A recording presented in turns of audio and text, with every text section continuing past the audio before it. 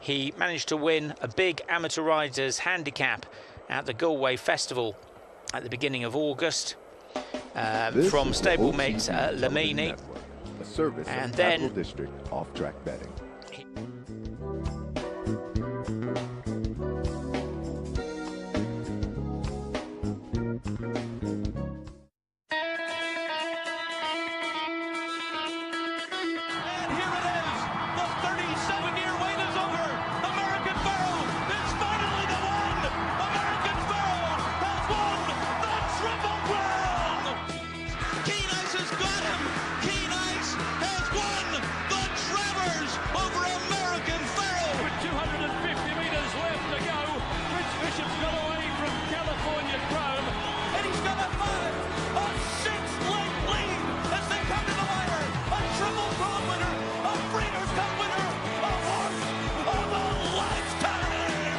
Broadcasting live from the Capital OTB studios, this is Racing Across America with Seth Merrow.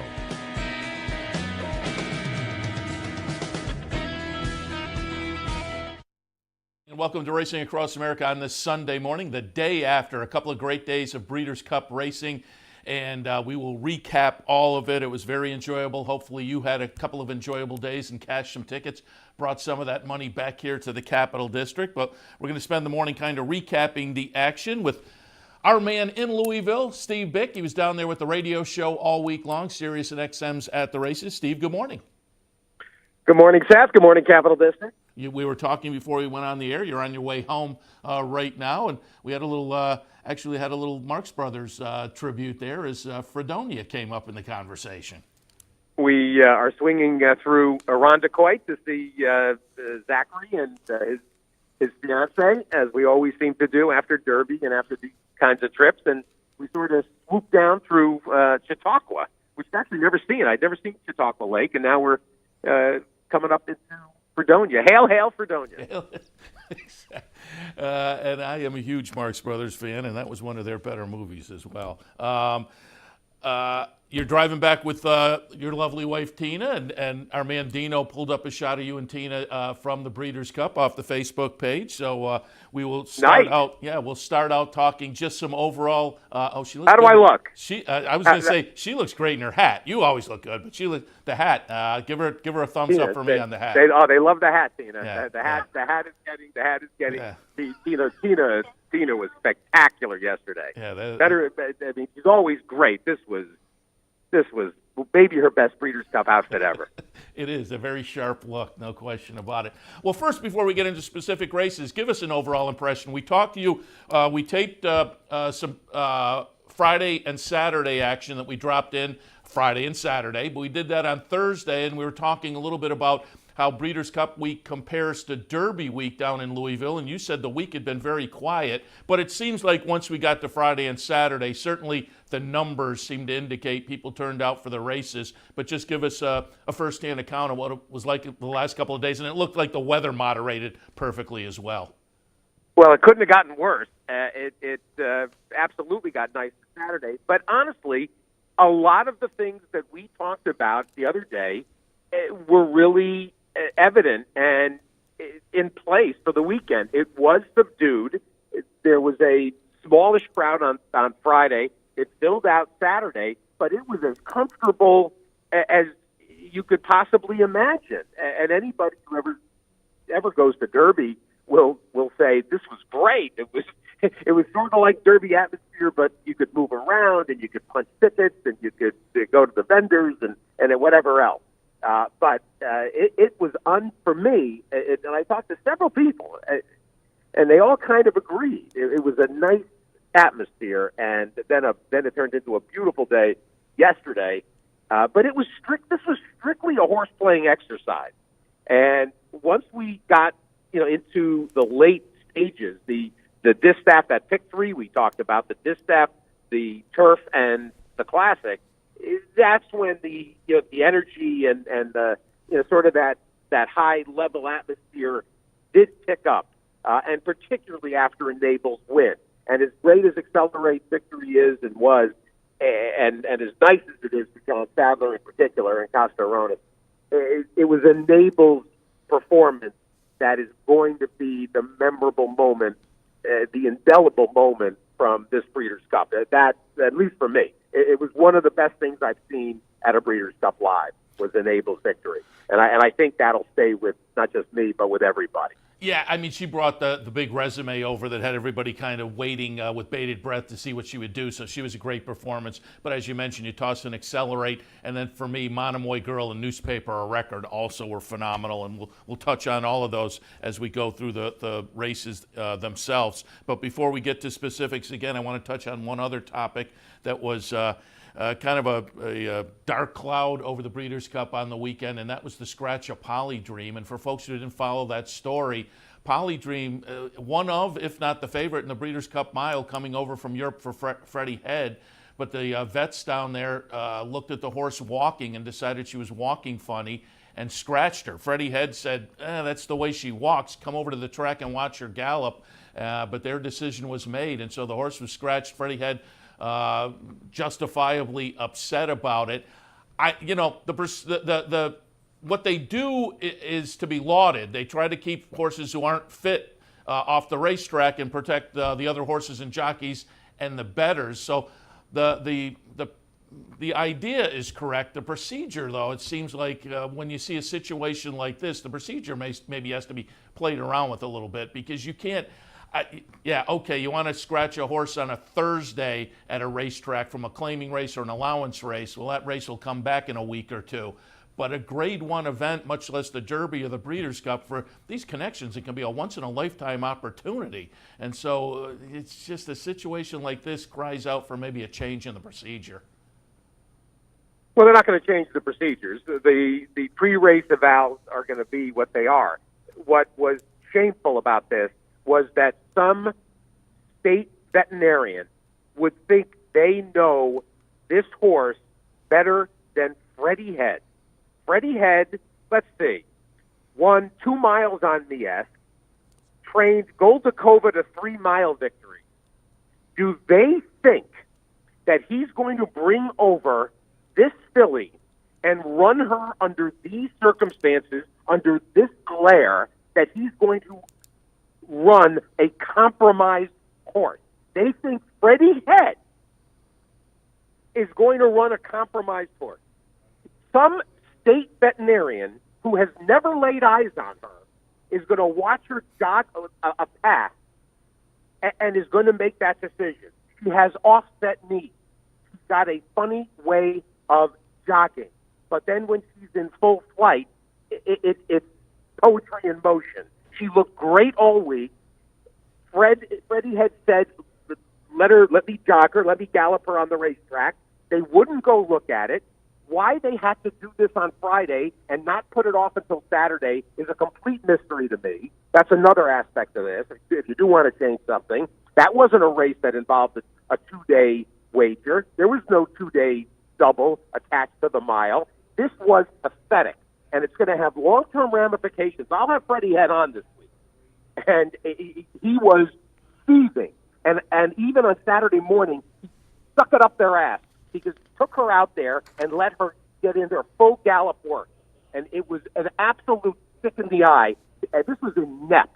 And the fact that the Breeders' Cup veterinarians, their veterinary team cannot override the state vet.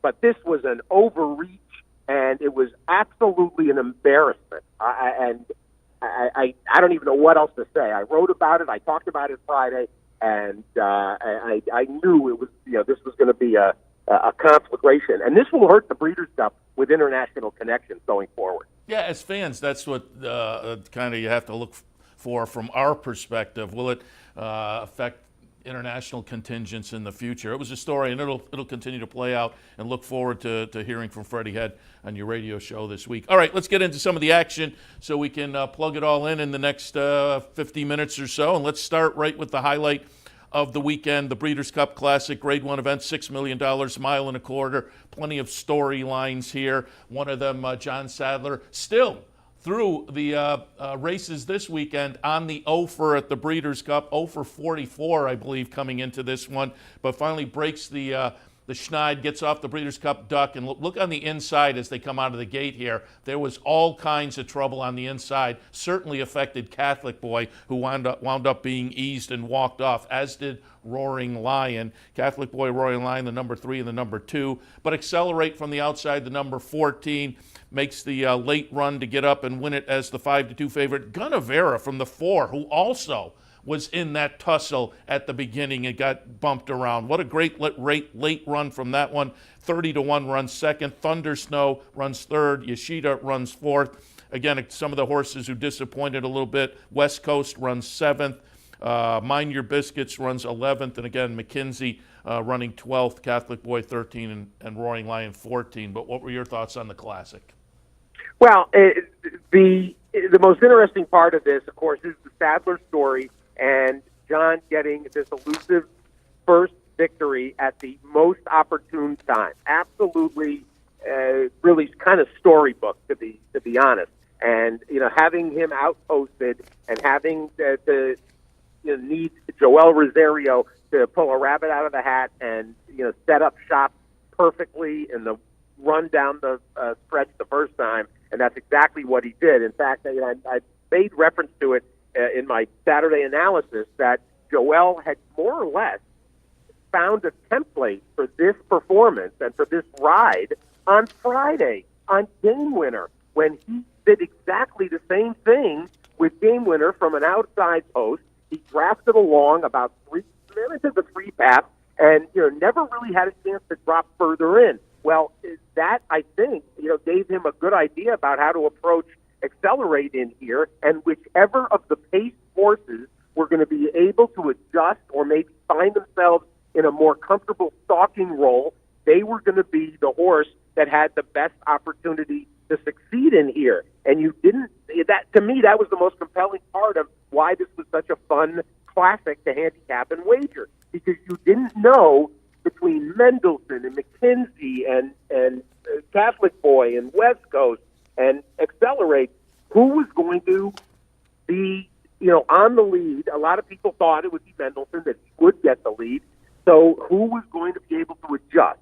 And it was Joel Rosario, who had a spectacular Breeders' Cup. I mean, between Accelerate and Jaywalk and Game Winner, and he was third with Disco Partner, and he even won the marathon with Rocketry. So Joel with the terrific weekend. I thought it was exciting from a standpoint of it was one of those races where if you didn't bet Accelerate prominently in your wagers, and I understand anybody who wanted to be against him, who either didn't like the Awesome Again performance, thought he might be tailing off or whatever, that thought he was compromised in any manner. This was one of those performances where you don't care about your tickets. You start rooting for Joel Rosario to get home with him. And, I mean, that's what I did. We actually watched it from the paddock, which is kind of fun. Baffert always watches the Derby from the paddock. Sadler and Costa Aronis was up in the stands, but Sadler watched it from there. And I actually was watching, John, a good portion of it when it became obvious Accelerate was going to be heavily involved and had a real chance.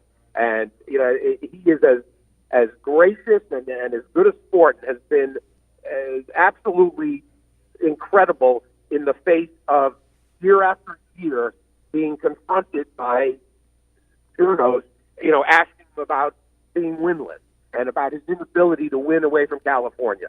It was absolutely terrific. Costa Aronis is one of the best owners, not just in California, but in the game, and operates at every level from 25 claimers right up to a horse like this. It's a big win for David Ingordo, the bloodstock agent, Cherie DeVaux's husband. Big win for him. He bought Accelerate for the team, and just from every standpoint, I thought it was a very satisfying conclusion. It also opens up a fascinating discussion because there's plenty of people who are going to be advocating for Accelerate as your horse of the year over Justify. They're going to say, how do you deny a horse that's got this kind of a great series of Grade 1 victories on his resume, culminating with this win? How do you deny him horse of the year? And it's an interesting argument. I myself, as a voter, am going to struggle with it. Meanwhile, Gunnabera, I knew that there was going to be a closer that could get into the picture somehow. There were really three closers who came running, Gunnabera as well as Yoshida, and even Lone Sailor. People may not realize Lone Sailor was sick. But you had three horses that were on or near the pace, three horses that closed from the back half of the field that made up your top finishers. So a very satisfying conclusion to the weekend. Yeah, and that Eclipse discussion is going to be fun to have over the next few weeks because, yeah, that's 5 grade ones for Accelerate. All right, let's move to the Breeders' Cup Turf. And as you alluded to a little bit earlier, Enable, certainly one of the stories on the weekend. She's going to be the winner here, the number 2 horse, the 2-time ARC winner. This was only her 3rd start of the year, coming out of that ARC winning performance a few weeks back. Magical, number 5, 3-year-old filly from Aiden O'Brien, runs a very good second. I was kind of hoping Magical would get up. That would have ballooned up my pick 4 a little bit, but I was happy to see Enable win. Sadler's Joy runs 3rd, Arklow 4th in here. But as you said, this kind of put the capper on the weekend down at the Breeders' Cup because of the entire cast over the 2 days, this was clearly the superstar of the weekend. And again, as we watch him come down the stretch, number 2, Enable, will get it done, holding off number 5, Magical. Your thoughts in the turf? Well, this was the best storyline coming into the Cup. The following of Enable, her getting to the ARC, repeating, and then very quickly, in fairly short order, the confirmation from Judmont and Teddy Grimthorpe and Gosden that she came out of the ARC well and was going to contest the Breeders' Cup. And I think that it's an interesting bookend, Seth, to 2 of racing's long-standing hoodoos, which was Justify at the beginning of the year, the front half of the year, and the whole story of the Apollo Curse, a horse never winning the Derby after not starting at 2, and what was probably the next most apparent bugaboo, probably that no ARC winner had won a Breeders' Cup. So both of those fall in 2018, and she was remarkable yesterday. It was one thing going to a second ARC win. I was going to say, going back to Longchamp, except that she didn't, because, of course, she won the ARC on 2 different courses, at Deauville and then at the remodeled Longchamp. For her to, win there and clearly be a short horse and basically gutting it out, and then coming here knowing that, okay, she's probably more fit, but she absolutely, again, gutted out a performance on a course that was not really to her liking. It's certainly based on Gosden. Gosden was not cold watering her, but was really cautioning everybody that this was not an ideal circumstance. All in all, the way this this race was going to be run on that course, and so and understand that Euros are much more centric when it comes to the footing than we are. We generally get firm turf, and it's more of a rarity when we get less than firm footing. So they are in tune to both, good to firm, the soft to good, all the various levels of the turf. She gutted this out, and it just speaks to what a remarkable horse she is. And obviously caps a mammoth day for Dettori, who was just brilliant. And for Gosden, who's one of the great trainers in not just in racing history, but in Breeders' Cup history, it's a testimony to him. I'm telling you, this is one that people will remember.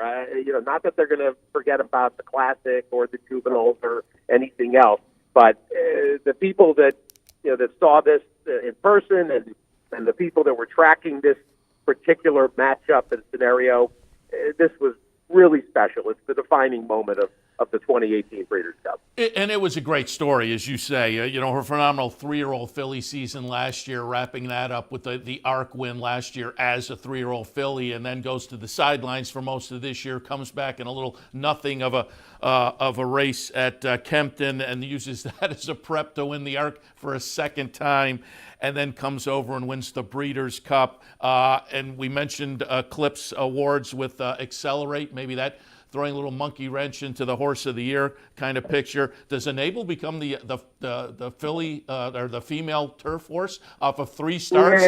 One of them not in this country. No, it's hard. It's hard. You got to be to win those eclipses. You need to be a Ouija board, a Goldakova. You can't, and as big a horse as she is. How do you deny Sister Charlie? That's not right. You can't take away from Sister Charlie's complete campaign. It's not right. I suppose Enable will get them both, but if Sister Charlie's not the champion, filly and bear turf horse, something that seems like an injustice. So Enable will have to be happy with her Cartier Award, and that. That'll be fine. Which she probably did sew up with a win over here in the Breeders' Cup. All right, let's go a little bit earlier. Speaking of the girls, the Breeders' Cup distaff, again, for me, one of the 3 or 4 best performances of the weekend. Grade 1 event, $2 million up for grabs, a mile and an 8th. I tilted towards Abel Tasman in here, but there was the question mark coming out of the race in Southern California. I had Monomoy Girl and Midnight Bijou right underneath, however. Abel Tasman, I mean, that was completely disappointing is an understatement. She runs last, Abel Tasman does, as the second choice at 2-1, but Monomoy Girl, the number 11, lives up to her season as a, clearly she'll be the 3-year-old filly Eclipse winner.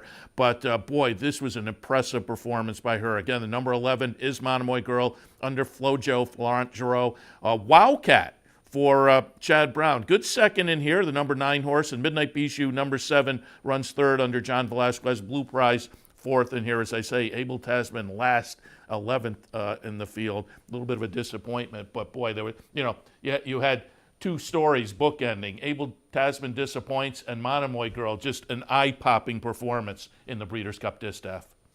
The Abel Tasman story is very interesting on a number of levels, and you can tie it and you can equate it with what happened with Arrogate a year ago. And not just with Arrogate, because Baffert, I put a thing up on my website about 10 days ago that I had noticed that Baffert has not had strong record bringing horses back to Breeders' Cup. The only horse that has repeated really is Midnight Lou. He's had some come back and run okay, but it really has not been a certainly a strong suit for him. And Abel Tasman, Arrogate, More Spirit, Trafang in recent years, when Baffert is operating gingerly with these kinds of horses that have culminated with a Breeders' Cup win in particular the year before, and then come back with fairly inconsistent, and that's a cautionary tale, and it should be remembered.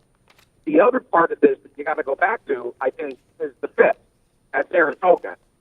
Remember, and I brought this up in our conversation Friday with the late, and the late got knocked, into Neverland by that race, and clearly so did Abel Tasman. Yeah. Because her performance, we suggested, and Baffert thought maybe her performance was mitigated by a dog going around his barn. But what's more likely now is that throwdown, that knockdown, drag-out performance by the 2 of them at Saratoga took a lot out of both of them. That's, I think, what is evident in here most in Abel Tasman's social. And you could tell who strived out of the gate that she was absolutely not herself. But just as a motivator, and she was able to stay in, kind of get involved, and she was sitting a decent pocket trip. And when he asked her, she had absolutely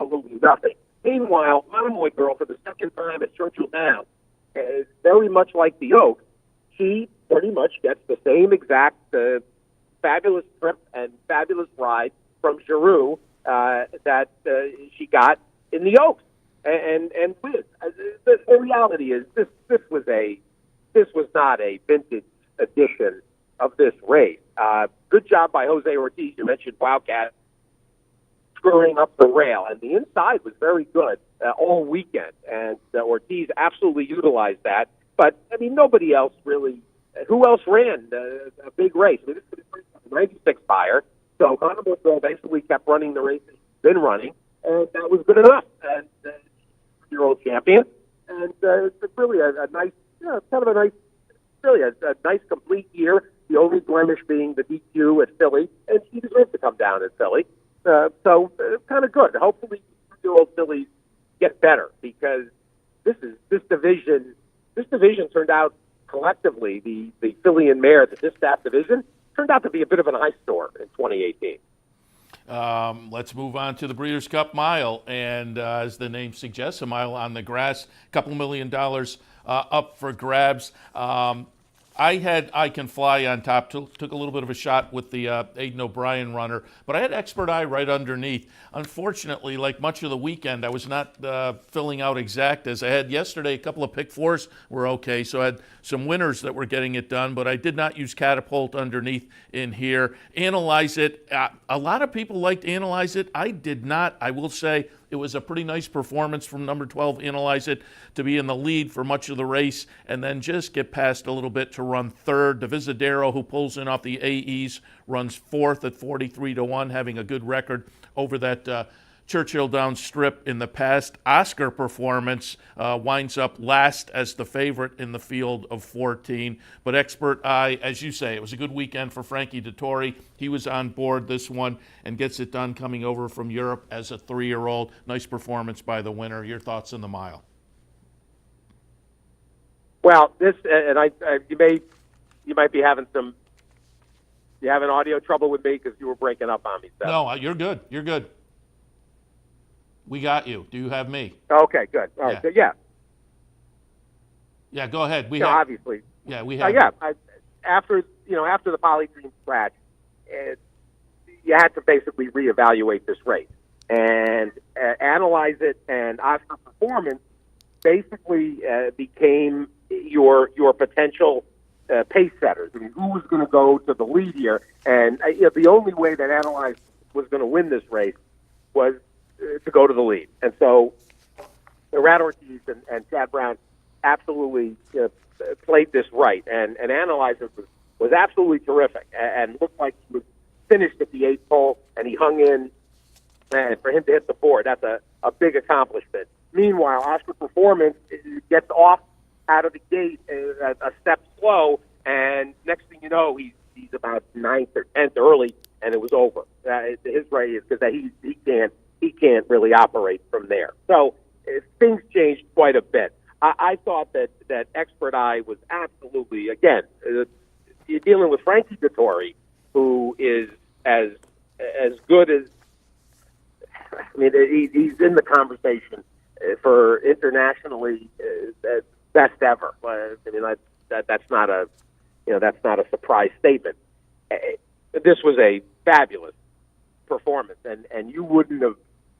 I'd love to see the trading, the in race exchange wagering bets on him at the top of the stretch. It didn't look like anything was going to happen, and next thing you know, you could see he was moving like a winner.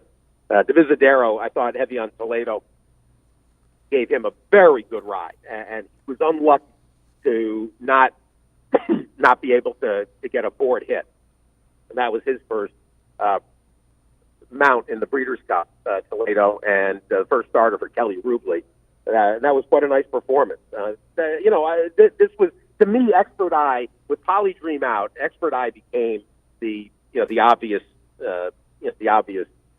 for me, most likely winner. And I actually kind of started to rally. I had a lousy first half of the card because I completely was wrong on Peter Miller. And Expert Eye kind of started a rally, which was great. And you mentioned Frankie Dettori. I also give him credit because a nice guy, at least to me, because we were down with Pegasus weekend. We were doing audio for Capital OTB, and so I was walking around with a little audio recorder, catching some interviews. Walked into the jockey's room at one point and asked Frankie if we could do an interview. He said sure. He had to go change or whatnot, and then he came out and he said, I got to go to the paddock now. They called us to the paddock, and then he paused and said, well, just walk with me. So he's like perfectly happy to do the interview as we were walking along. So I got a nice interview with him, and he just, he kind of went out of his way to accommodate me a little bit. So again, I give him points on that as well, as you say, being one of the more talented riders in the world also. All right, 7th race at Churchill Downs, Breeders' Cup Sprint, Grade 1 event.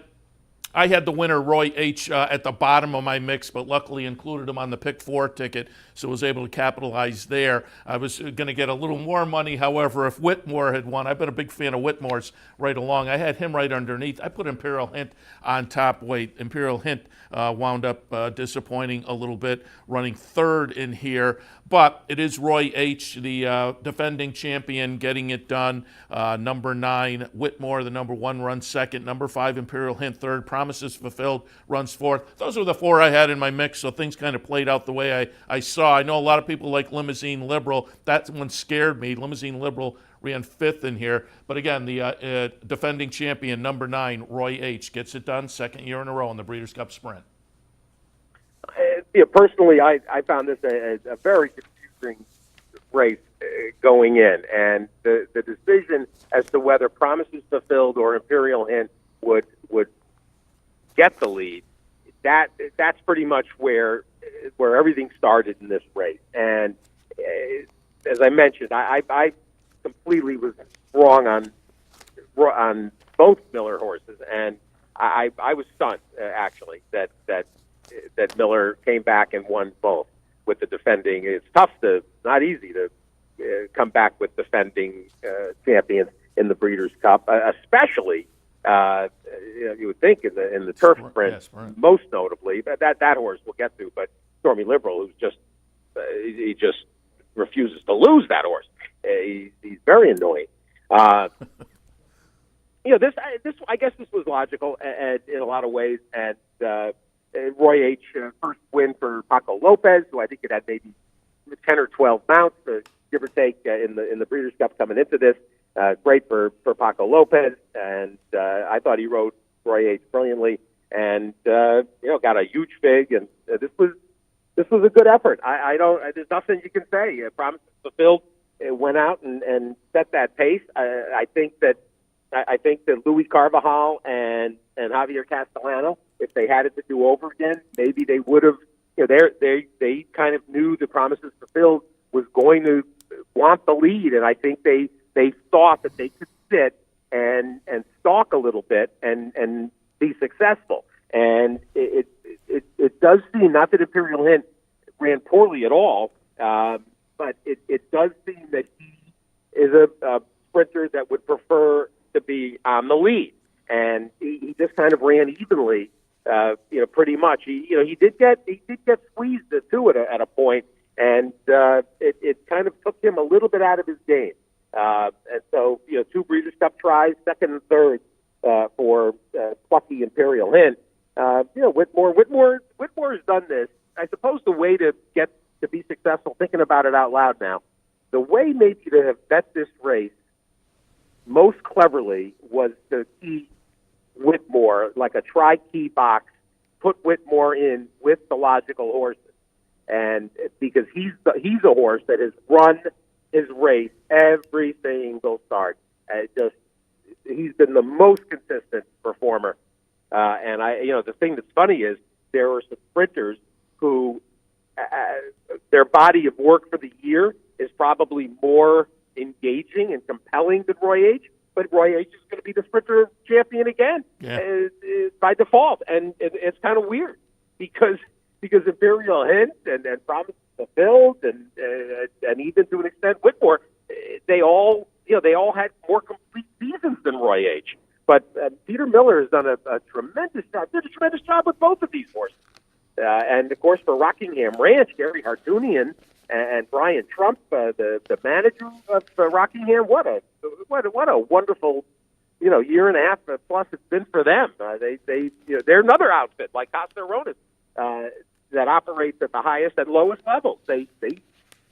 You could see their name claiming 10 claimers.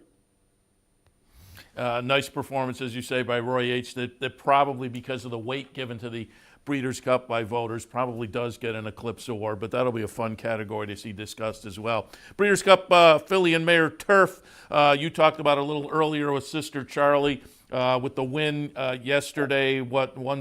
Fourth Grade 1 of the year.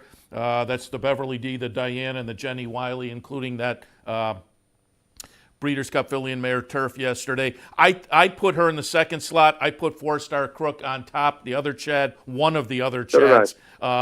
As a New York bred, I thought that was going to be a fun story. She winds up running 7th, 4-Star Crook.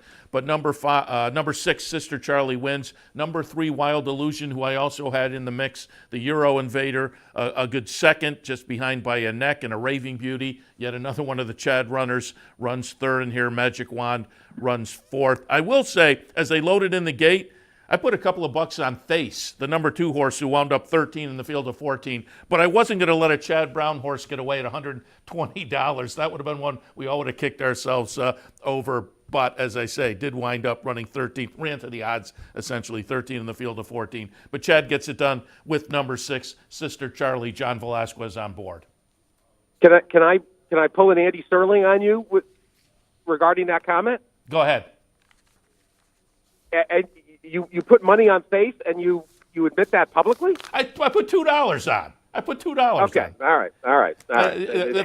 If it paid 120, I was going to collect my 120 and be able to say, well, it didn't get away from me. But yeah, I mean, I'm not admitting I jumped in with both feet by any means. Well, there were 3 horses that could win this race. That wasn't Andy. Wasn't Andy Sterling, by the way. Well, I mean, you're both on with me every week. He's rubbing off on me.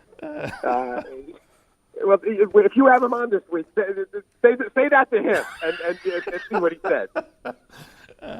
There were 3 horses that could win this, and I also I think I set up my selection with some affection and we were kind of with some heart, because I wanted 4-Star Crook. I thought this would be a great way for her to exit the stage. I put her first. I put Wild Illusion second, and Sister Charlie third. I used them. I didn't bet this race as a standalone. I only used it in the multis. And I just, they were the 3 A's, and I didn't even think there was any need for a B or the only C, the only horse that had an interest coming into me was Azira, who if she had been able to draw better, Vettori did everything he could, and for her to even be 6th was an accomplishment. But there were 3 horses that could win, and 2 of them basically were inseparable at the wire. Very good ride by Johnny Velasquez. Johnny can sometimes lose ground, and you have to be a little careful here. This was a scenario where losing ground was going to cost you, and Johnny rode Sister Charlie really well and gets there in time. Either winner would have been, either horse in the exacta was worthy. I thought this was. I mean, there were plenty of formful races on the weekend. This was about as formful as you can get. Breeders' Cup Dirt Mile, Grade 1 event, and at Churchill Downs, it is a mile at 1 turn. Catalina Cruiser was taking a lot of conversation. I will admit, during the last few days, I talked about Catalina Cruiser going back to our seminar on Thursday night, and I said, I'm not as convinced about this horse as anybody else, but I wound up putting it on top because I didn't see an alternative that jumped out other than perhaps City of Light. But Catalina Cruiser had beaten a couple of short fields out at Del Mar, lightly raced. Certainly it looked great doing it, but as I say, I wound up putting the horse on top with some trepidation. City of Light, Catalina Cruiser winds up running 6th as the 4-5 favorite, but City of Light does get it done as the second choice at 5-2. Seeking the Soul, I also had in my mix the number 6 horse coming out of that ACAC win, looked kind of intriguing. Bravazzo runs third in here, Frenzy Fire fourth. The storyline, obviously, Catalina Cruiser. Part of that offer for John Sadler disappoints running fifth, but it was a good performance from City of Light, who notably a little bit earlier this year, the only horse in 2018 to have beaten Accelerate, did that down at Oaklawn Park in the Oaklawn Handicap, but a good performance in the Dirt Mile from City of Light, Javier Castellano on board. Well, this was more than a good performance. This is one of the best performances of the entire weekend. I mean, remember and appreciate that he was down in the one hole. So, a good part of the race strategy was and that he was going to have to go forward and was going to have to, be involved from the bell. And that was a fairly, awkward scenario for Castellano to deal with. And not only did he, manage it with a plum, the early running of the race, taking control, but in Javier fashion, he actually basically idled for a portion of the backstretch. There was a section they were going fast. 22 and 3 was an easy enough opening quarter, but every opportunity that Javier had to basically, give City of Light his head and just to let him relax, he did. And then when he asked him, he throttled this field. I mean, to win this race by 3 lengths the way he did was stunning to me. And the race was strictly for the minor award. Great for Michael McCarthy, one of the easiest people in the game to root for, and the long association, of course, with Todd Fletcher. Out on his own, he manages with a small string of horses. McCarthy's only got 28 horses, I think. He brought 5 horses to the Breeders' Cup for 4 different clients. It's a huge accomplishment, and if there was one person who, I suppose Sadler, there were 2 people that you wanted to see come away with a win on this weekend. It was John Sadler and Michael McCarthy.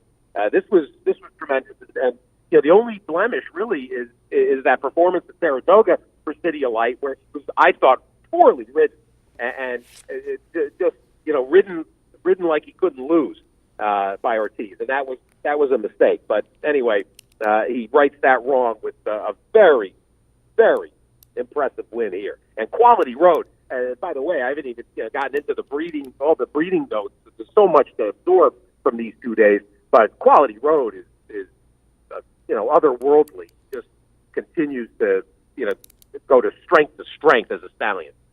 And I'm glad you mentioned Michael McCarthy, because I was going to bring that up, because you put that story to the forefront on the radio show, and that's kind of when I picked up on it. The numbers, as you say, he has just a reasonably sized stable out there, and to bring that handful of horses to Churchill Downs for the Breeders' Cup that he did just speaks volumes, and to get the win, great for him as well. All right, the Breeders' Cup Turf Sprint. You mentioned this one earlier as well. Stormy Liberal, defending champion, repeats off a very good season. I put Stormy Liberal on top. I had Disco Partner underneath and had that exact hit. My bankroll plays yesterday would have ballooned up to an even nicer total, so I was kind of disappointed when World of Trouble split them for the exacta. World of Trouble, a lot of folks liked that horse.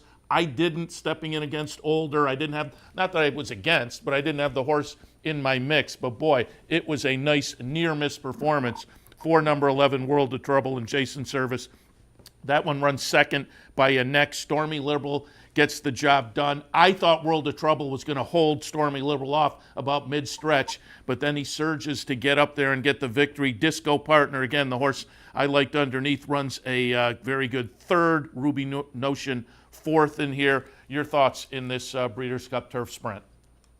Well, first of all, in addition to the title defense, which in itself is tremendous, Drayden Van Dyke's emergence, and Drayden Van Dyke's continued, sustained display of horsemanship. He is going to be a mammoth star, and there is no stopping Drayden Van Dyke.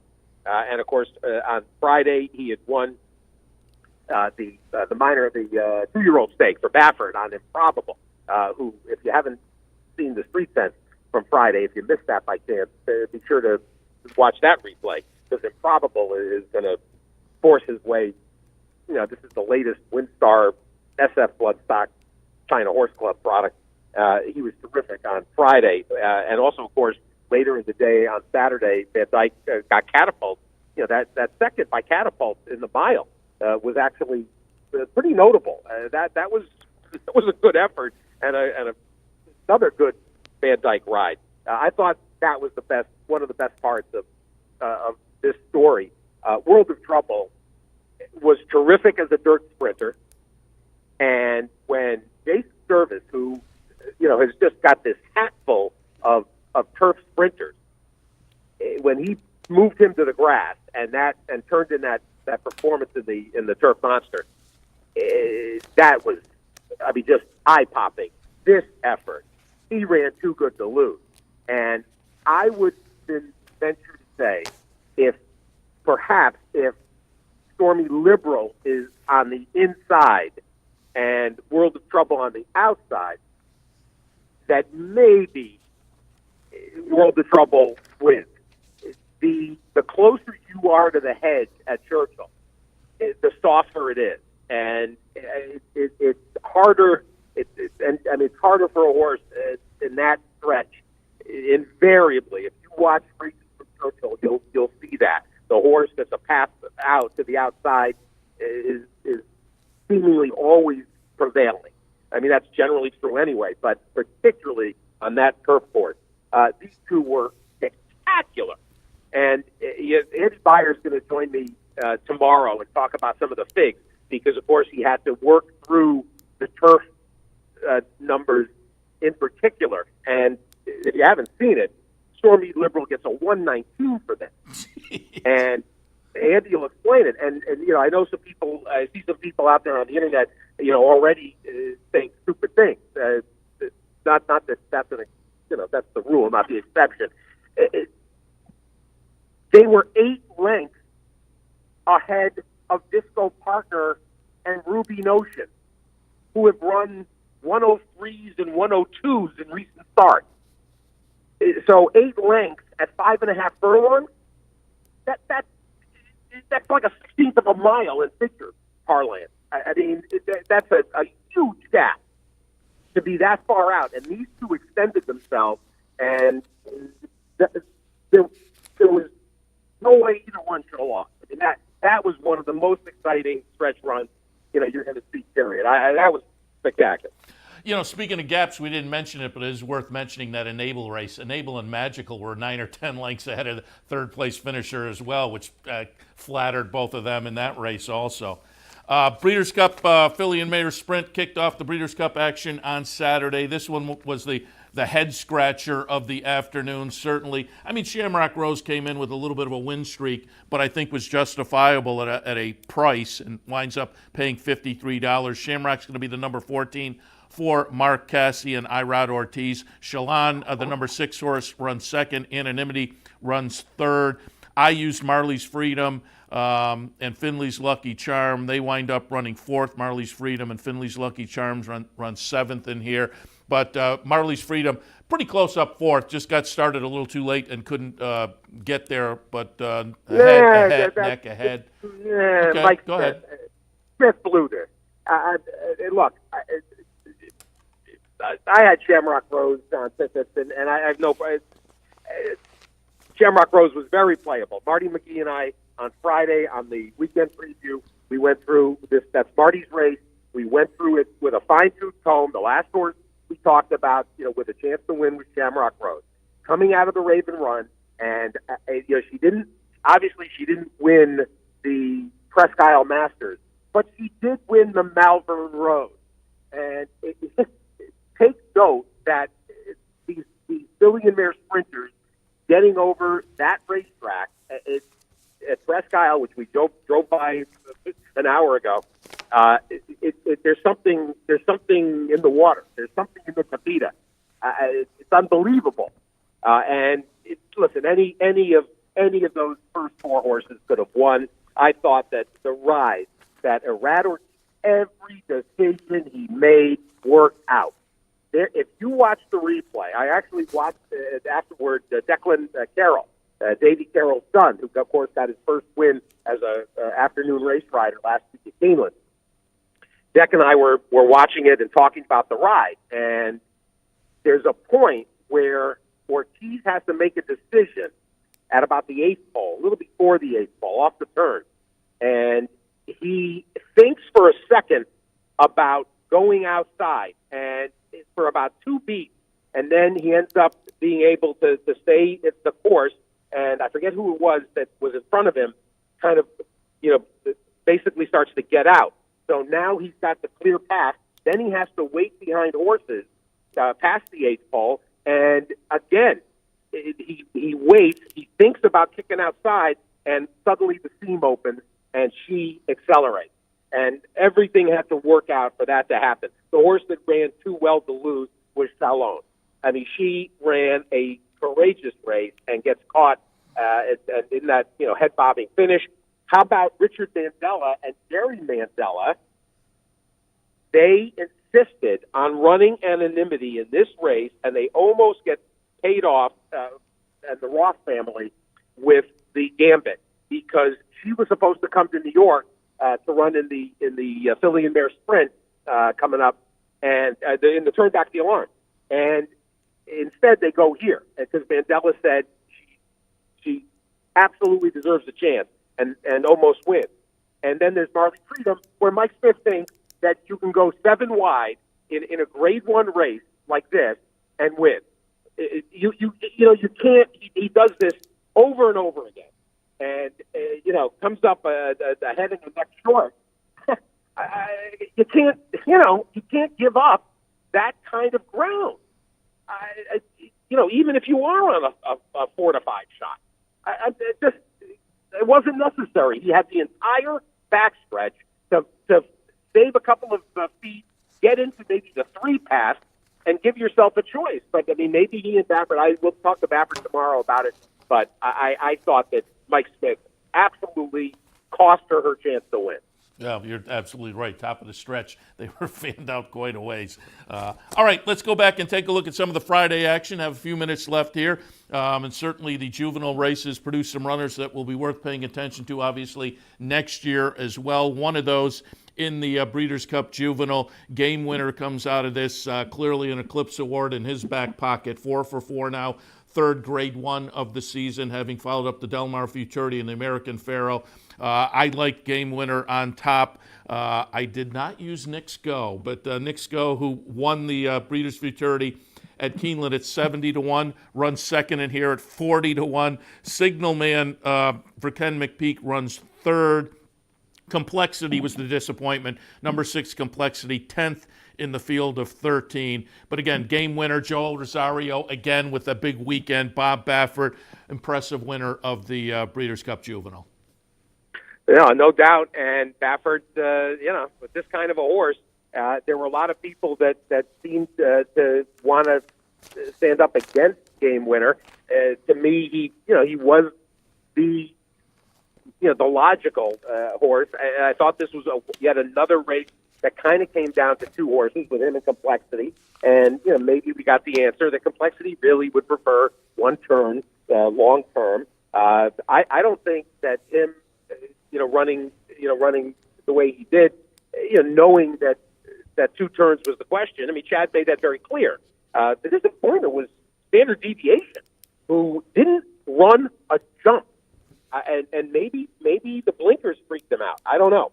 We'll find out about that. But there were plenty of horses who did not, really show in here, it seems. I mean, horses that people were trying to elevate, and the winner did run. And I know there's some people that are already questioning, this group of 2-year-olds. How good are they if Knicks Go? Knicks Go won the Breeders' Futurity. He won it on the square, and then he just backed it up with the same kind of performance. And the best part of this was Ben Colebrook, who was just kind of laughing.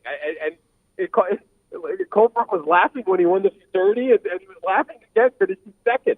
That people couldn't. There wasn't anybody. There were, I heard some people that were happy and they were cashing tickets. There wasn't anybody that gave him a chance to win this race. And with him, Signal Man, who was second to him. So the 1-2 come back from the Futurity, and people are going to dump on them? I don't get it. I don't get it. I thought the horse that was fun in here was Mr. Money. Long look, and could have been fun. I also tried to get dueling involved, and he kind of made a mild rally. He's a horse that may just take a little bit more time to get to this level, but you don't give up on dueling by any means. Very nice. I mean, Baffert with this kind of horse, exciting candy ride out of an 8B Indy mare, and it's a very nice, a very nice logical juvenile win. It was kind of a cookie cutter juvenile winner. All right, Breeders' Cup Juvenile Turf. I went with the Americans. I had Opry. I took a little shot there, the Pletcher runner. 40 underneath Jeremiah's horse that had won the Pilgrim, and then Current, another Pletcher runner in there. You and I were talking, as I say, for segments we played Friday and Saturday. We talked on Thursday. You chided me for leaving out a couple of Euros, Line of Duty and Anthony Van Dyke. And at the end of the day, as I played some exactas, I threw Anthony Van Dyke in, left Line of Duty off still, but at a decent little price, $9 winner. Line of Duty gets it done in here. The number 5 horse, Uncle Benny, who, as I heard people talking before the race on the simulcast signal and whatnot, Uncle Benny got a little buzz. I wasn't particularly enamored with that one, but runs second. The number 2 horse, and Some Like It Hot Brown, the number 7, on the lead much of the way. This was a nice performance. Winds up getting beaten late, but still hangs on for third at 15-1.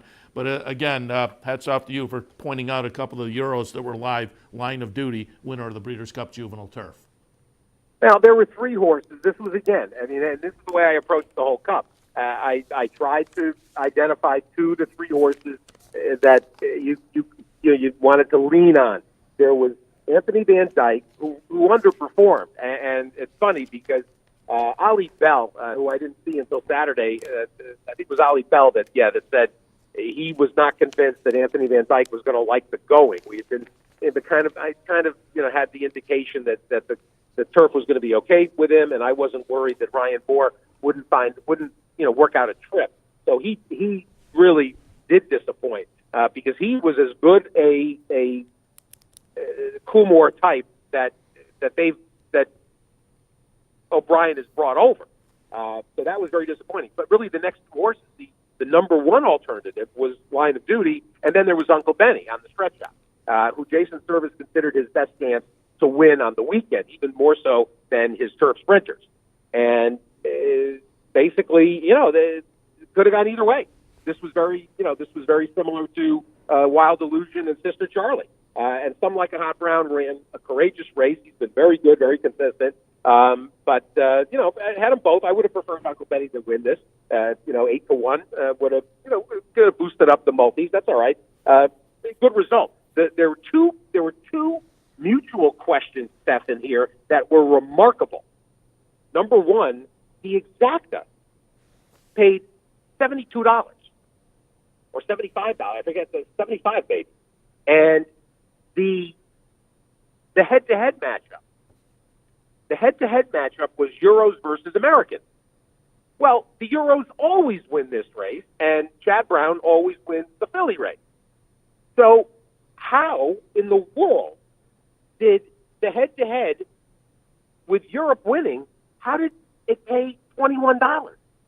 You got 6-5 on, what should have been a 3-5 shot. I mean, Line of Duty and Anthony Van Dyke were you put the 2 of them together, they were 3-5 to win this race, and you got 6-5. So the head-to-head thing, we'll talk about it with Paul Matisse to get his read. But the sidebar of a lot of the weekend was those head-to-heads, and that they're going to keep trying to make them more creative and more innovative. But that was a license to steal money. I meant to go back, and I'll do it. I forgot to, but I meant to go back and see whether Enable paid more to win or more in the head-to-head bet. She made more on the head-to-head. That's what the odds were saying. We were sitting in the studio yesterday, and we were kind of talking, and we looked at one point and said, because at that point, but it was maybe 5 or 10 minutes before the race went off, and we said, well, why aren't people playing head-to-head? They're getting better odds if they like Enable. Exactly. That was fun. That was this was Paul Matisse was largely responsible and a very big part of some of the innovations, working with Tim Schramm in the mutual department of the Breeders' Cup.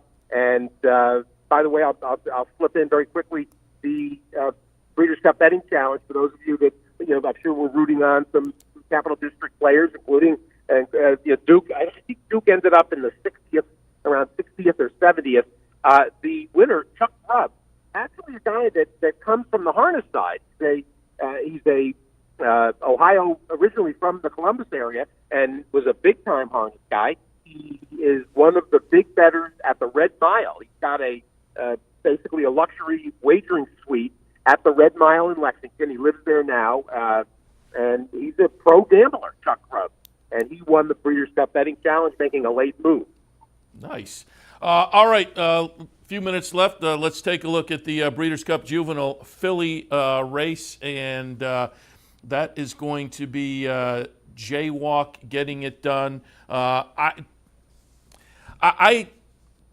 was a little bit skeptical of Bellafina, the number 10 horse, but I had her right underneath. I took a shot with Restless Rider, Jaywalk in the third spot. I thought at top of the stretch, this is just a powerful front-end performance from Jaywalk, but I thought number 4, Restless Rider, at the top of the stretch might be in a spot to go on by.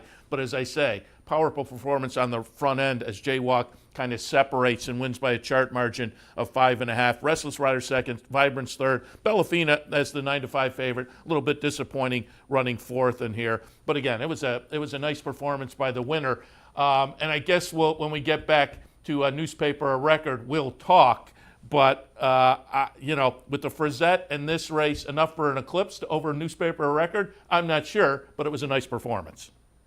It's yet another John Service filly. Everybody talks about what Service did with Sparty Jones, but what he's most famous for are his fillies, and this one comes right out of the same team that produced Catherine Sophia, and I hope they made their Kentucky Oaks table reservations for next May.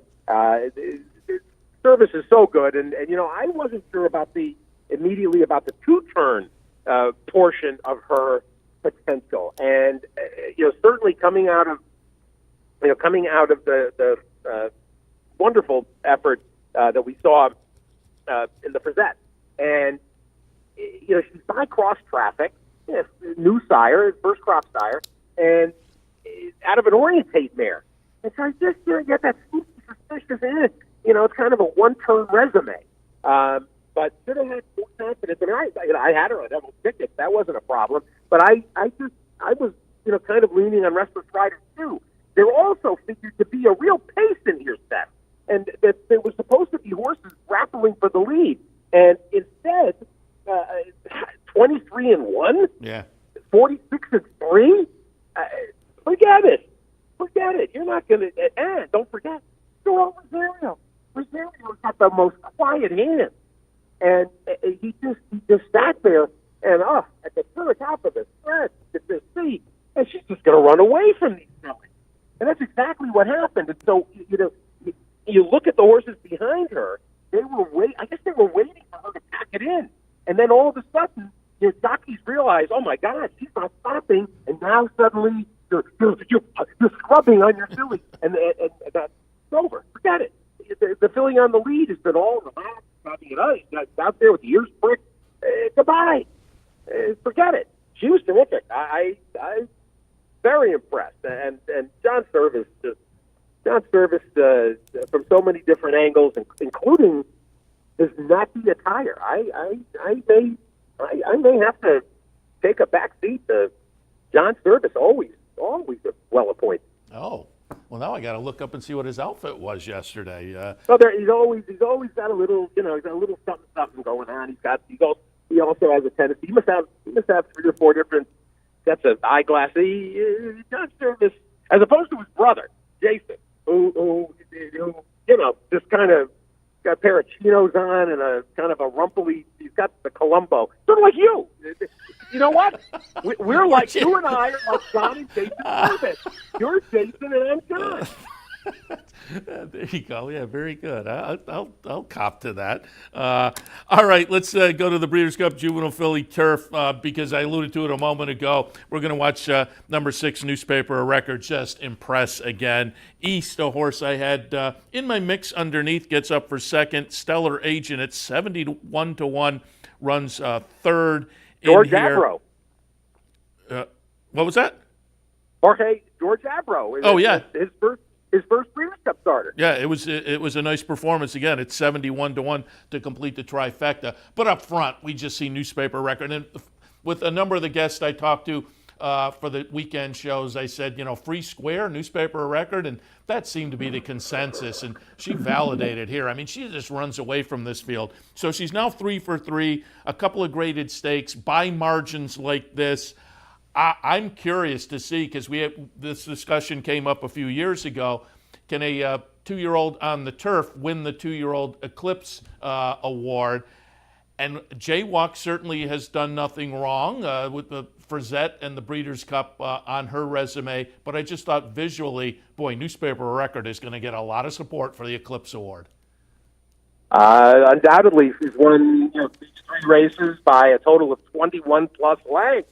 I mean, just laughing at them, and particularly with East, the first Frankel Breeders' Cup runner, who ran very well from the 14 hole. Jamie Spencer, did everything he could to get her involved, and I'm sure that Kevin Ryan is pleased with that placement. But obviously, this is special, and the upside. There were people basically saying that she comes out of this looking even more impressive than Lady Eli at this point in their careers. Very, very exciting, and everybody was abuzz. I mean, there were 2 horses on the weekend, one each day, Enable and Newspaper Record, where you really could have hung your single hat. And Enable had a little bit more mystery around her and her potential as a single, but I didn't think so. And Newspaper Record. So the 2 of them both performed to those kinds of expectations. And if you played it that way, you probably were rewarded. And in fact, that pick 5, 600 plus on Friday, Seth, and by all rights, it was a pick 3 because who didn't have game winner? You only needed game winner in complexity to get through the juvenile. And Jaywalk was one of about 4 horses you might want to use. With Restless Rider and Bellafina, and I also thought, who was disappointed going back to the girls was Reflect. The Formo had run so well behind Restless Rider in the Alcibiades, and she didn't lift the hook. But anyway, given Newspaper of Record's presence, I thought that the pick 4, pick 5 paid okay. Yeah, some people were saying, it was short, but I thought it paid great. Yeah, it's $6.50 for 50 cents. So, that was, again, with a couple of free squares, so to speak, there. All right, just finally, let's touch on the ungraded new addition to the Breeders' Cup weekend, the Juvenile Turf Sprint that kicked things off on Friday, kicked things off Breeders' Cup-wise, 5.5 on the grass. I took a little shot with Stillwater Cove. That one disappointed, running 10th in the field of 12, but I had Bulletin right underneath. I had talked to Mike Welch on Friday and asked him if he was down at Gulfstream when Bulletin won the career debut in a stakes race down there, and he had seen that and liked the horse. And Todd Pletcher, trainee, 1 for 1, again, broke the maiden in the career debut in a stakes race and followed it up with a very nice performance, winning a Breeders' Cup race for $1 million on Friday. Bulletin's going to be the number 5. Chelsea Cloisters, one of the other Wesley Ward runners, a good second. So Perfect, the number 10, runs third in here. But as I say, Todd Pletcher, Javier Castellano, Bulletin, 2 for 2 in both stakes races so far. Very impressive. And I made a kind of a mirthy tweet about, all we heard all summer and even coming into this about Pletcher's horses getting out of the gate. Well, obviously Bulletin's got no such issue. And I mean, they had the gate, you could still hear the gate rattling and out 3 lengths ahead of the field. It was unbelievable. And at no point did it look like he was getting beat. I mean, at least to me, he was in complete control. This was a funny race because, again, I was trying to identify, 3 horses to build around, and it was Bulletin, and you and I talked about Stillwater Cove, and then also the Soldier's Call. Yeah. And Soldier's Call, people are going to say, he had all kinds of trouble. He kind of took a jump, kind of a hop out of the gate, then he bounced around, and he was never comfortable. And you get that in sprints on dirt or turf. You get a sprinter out of its realm, and suddenly, you got to make adjustments. So he ends up getting rushed up into contention, and that didn't work. He had nothing for the stretch. So he kind of ran into some bad luck. That happened. But Bullet, absolutely. You should have seen. It was so funny because earlier in the day, it must have been before this race, or a couple of races earlier, that Todd had a horse, and I said to him, "What do you think about with all the turf horses he was running?" I said, "What do you think about the course? What are you telling your guys?" And he said, "I don't know." He said, "You got to just, they're going to run or they're not." And I said, "Well, a lot of people are saying the inside path, you got to be a little careful because it can be boggy down there, even though it was, the temporary rails. You got, pristine footing, but it might be softest, down toward the hedge." So after the race, as he was waiting for Bolton to come back, I went up, "Todd, that was a good part of the track. That was a really good pass." This was an impressive performance, and it was a good way for Todd to start the whole weekend, because after that it was going to be a little tough, Opry and Current and so forth. After that, he really didn't have too many howitzers. So I'm sure he's quite pleased, and the whole team. And of course, there was also Reverend Elliot Walden. He had come out against the concept of a juvenile turf sprint, and then came striding into the winner's circle, screaming, "I love this turf sprint!" Yeah, very good. And it was a fun way to kick off the Breeders' Cup action on the weekend. Nice little $10 winner for a horse that certainly figured into the mix. Steve, as always, appreciate the visit and enjoyed the Breeders' Cup conversation. And again, we'll tout people, Sirius and XM's at the races this week. Lots of Breeders' Cup recaps and Breeders' Cup trainers and owners and whatnot joining you this week. Looking forward to that as well. Well, and that'll include Seth Merrow, and congratulations again on sending Capital OTB fans home with some Christmas money.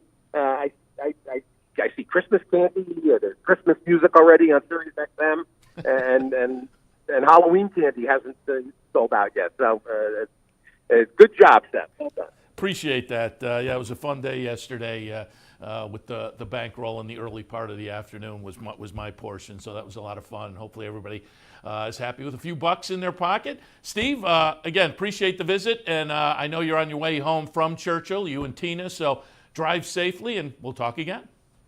I appreciate it. Put a picture of Tina up so everybody could see what her outfit again before we leave the air. They had the sharp hat, so if the guys in the she had the sharp hat. If the guys in there it is. Yep, looking sharp. You're both looking sharp. Both looking sharp. Good job.